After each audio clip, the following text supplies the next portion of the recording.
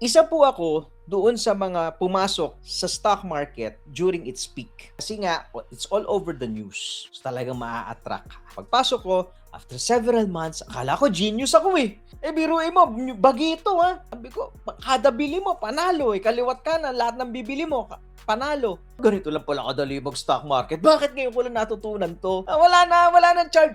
Tingin tansya lang. Pagbili ko, parang bumababa, parang okay na to, bili.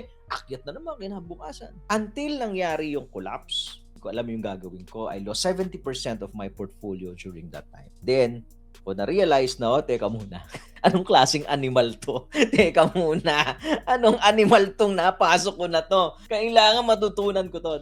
That's the time na nag-start ako mag-aral. Noon ako, technical analysis over fundamentals. Kasi sabi ko, fundamentals, parang nahirapan ako dyan. Yung mga price to earning, yun yung kasi yan eh.